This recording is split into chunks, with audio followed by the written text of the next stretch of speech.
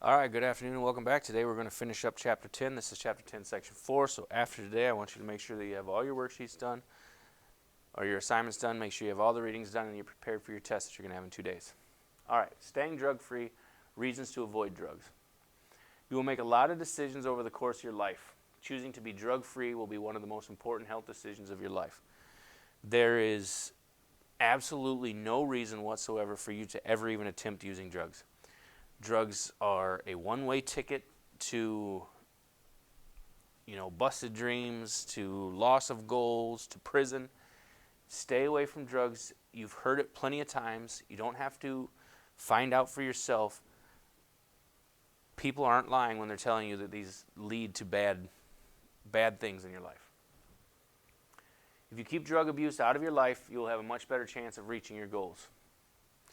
There are people who are really good athletes who become drug addicts and they end up going to prison instead of making millions of dollars. I mean, there is not a single person who has ever done drugs that will tell you a story about how great it was. That it just doesn't exist. That's not a thing. Now, several reasons to avoid drugs include: first, when you avoid drugs, you show respect for yourself. Have respect for yourself. Take care of yourself. Live a good life. When you avoid drugs, you plan for your future. If you want to be successful, you want to make good money, you want to live a great life, have good things going for you, drugs is not going to help that, not going to allow that to happen. When you avoid drugs, you stay in control. People who do drugs, they lose control of what they're doing. That's why you see the violence. That's why you see accidents and these things happening. When you avoid drugs, you respect the law. The law is the law. The law says you are not to partake in the drugs, and if that's what it says, then that's what you need to do, because the law is not going to have leniency because you made a mistake. And you can't even call it making a mistake. It would be a bad decision. Now, alternatives to drug use. You don't need to use drugs to have fun. You can choose positive behaviors as alternatives. You hear this thing all the time, oh, we're bored. That is not an excuse. And there are many things to do. If you're saying it's bored, it's boring, it's because you're a boring person. It is not that difficult to find things to do if you're really looking for things to do. And I'm talking about alternatives to drug use, taking part in sporting events, being in different clubs, going and seeing different things. There are so many other things you can do to entertain yourself. An alternative is another way of thinking and acting. You can participate in activities that do not involve drugs, such as sports and clubs. Once you get into high school, there are tons of sports and clubs to be involved in up at the high school. There are an endless number of things you can do to keep entertained and stay drug-free.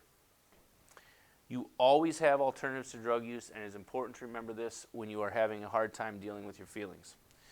Somebody who's struggling with their feelings and maybe thinks turning to that way is going to be helpful. It's not. And here's the other thing. If you have friends who are getting involved in this, no matter how much you like your friends, it is time to move on and find new ones, because those friends are doing nothing but taking you down a path that is going to end up being a problem for you in the future. Deal with your problems and issues instead of covering them up with drug use. The mature way to handle things is to talk to a trusted adult about what is bothering you. So if there's something that's bothering you or something that's, difficult in your life, find somebody to talk to, a trusted adult or a counselor, somebody who can help you to deal with the situation instead of try to mask it with drugs, which is only going to cause more heartache.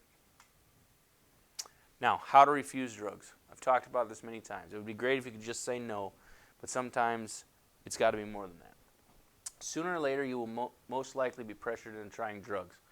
When you get to the high school, not that somebody's going to try to get you to try, but they're in the town. There's kids up there that smoke. There's kids up there that drink. There's kids up there who are into drugs. If someone tries to get you to do it, you need to know how to tell them that you're not interested. Resisting peer pressure. You no doubt hear the phrase peer pressure a lot. Your peers are people who are your age and who are similar to you in many ways. Peer pressure is the most likely turning point that's going to cause people to try drugs. Remember your reasons for being drug-free. It is important to know that you are not alone when you choose to say no to drugs. The fact of the matter is that the mass majority of kids don't do drugs. There's only a very few of them who actually do, and the path that they're going down is not going to get them to where even they want to be. Choosing to spend time with friends who do not use drugs is one of the most important decisions you can make. You know, like I said, if you get into a situation, your friends start using drugs, your friends start trying things, it's time to move on. It's time to get new friends. That is not the kind of people that you want to be around, and for your own sake, you need to move on. Now, refusal skills. Refusal skills are effective strategies for saying no to harmful behaviors. It's often not enough to just say no. You need to say it with your body language and attitude as well. Be assertive or willing to stand up for yourself in a firm but positive way. There's going to be times where other people aren't going to be able to be there to help you, so you're going to have to do it for yourself. So you need to be assertive. You need to stick up for yourself and make sure that they know that you absolutely mean no. Speak in a firm voice while you are standing up straight, and it's a good idea to practice your refusal skills so that if you ever get into a situation like that you will be able to use them effectively. Now that's it for Chapter 10. Be prepared for your test in 2 days. Make sure you get all the work done. Have a great day.